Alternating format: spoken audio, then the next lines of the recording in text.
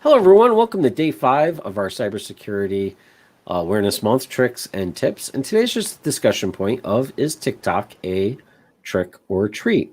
So I'm sure you've heard that TikTok, the application where people make funny videos and share it and things go viral and all of that, um, it's pretty addictive for most people. I will admit I have seen quite a few TikTok videos, either through the website of TikTok, but not on the app, but either through the website or through some YouTube recordings, and they are pretty funny.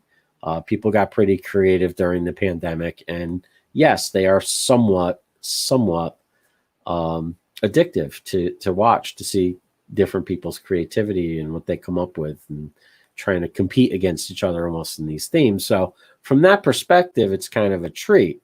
Now, what really kind of blew things out of the water here with TikTok's privacy was that, and with the introduction of iOS 14 beta, which is the new iPhone operating system, they're really locking down security considerably inside of the iOS. So it was caught, the TikTok application was caught red-handed looking at clipboard information.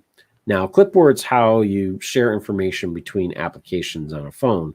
So whether you're copying a phone number out of an email into a editor, or someone's contact information into a map, or anything like that, it's really how you exchange data between applications. Now, a third party looking at that, yeah, I think that's a pretty strong case for invasion of privacy.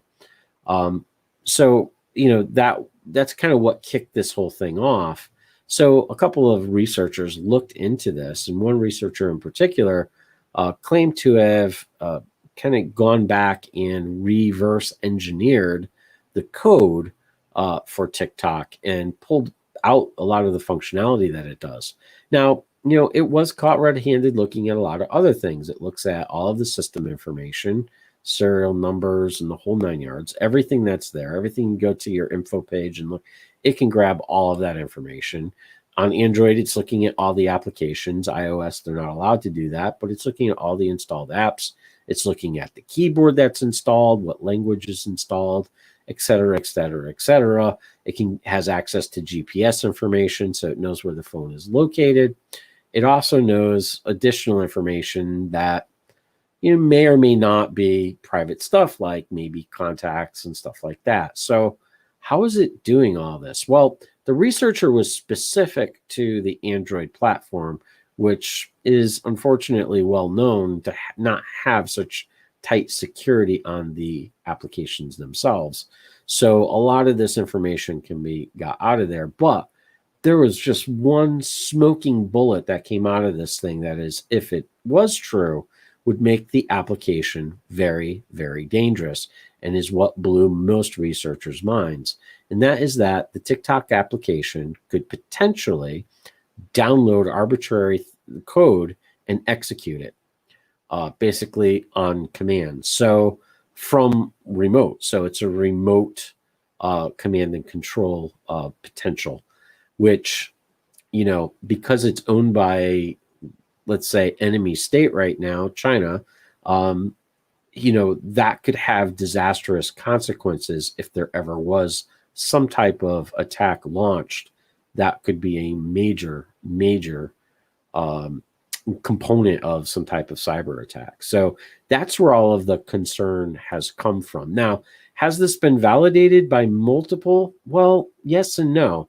There are a couple of researchers that have come out to confirm that this is possible. But let's also look at the rest of the stuff that's been discussed on the privacy that we just talked about. If this app is so awful, how has it not been banned? Well, the reality is that in a silo, yes, the app looks into everything. It's very, very nosy, and it's collecting tons of data on the user. But if we look at all of the apps, all of these free apps that are on there, there's not many apps that don't look at all of this data and collect. And it's a common theme that we have here, and it's sort of a common theme in our industry. If you don't pay for it, then you're paying for it with you. So it's your information that is paying for the free app. And you have to remember, these people have to pay to get these things developed. And normally the revenue stream that they get from this is advertising. And if you can target that advertising, you can get a better revenue stream. So this is how most of the applications survive. Between in-application purchases, like in that game where you just paid 13 hours to get past a level and you almost got there, but not quite. You need 3 gold things, and they happen to have a special for $1.99. They got you. So between those insight purchases and the advertisements that are given to you, they can make an actual profit on these things. So it's not abnormal for a app to collect this data. What is abnormal is to have this latent ability to execute arbitrary code. That is abnormal, and it is extraordinarily dangerous. And it's really what has brought this thing to a national security issue level, is that one thing. The privacy, that is what it is. They're always going to be trying to collect all the data that they can because there's actual monetary value to that data. But as far as the arbitrary execution, that's where the problem is. So I'm going to rate this one as a trick for right now until we see otherwise. Hopefully there'll be some better research. The problem is they make it so hard to reverse engineer the code that it may not be what it seems. But we shall see long term, and hopefully we'll do something to protect us in the meantime so people can still get addicted to their favorite cat videos. All right. So we'll see you tomorrow for the next tip or trick. And until then, install those TikTok apps. Good night.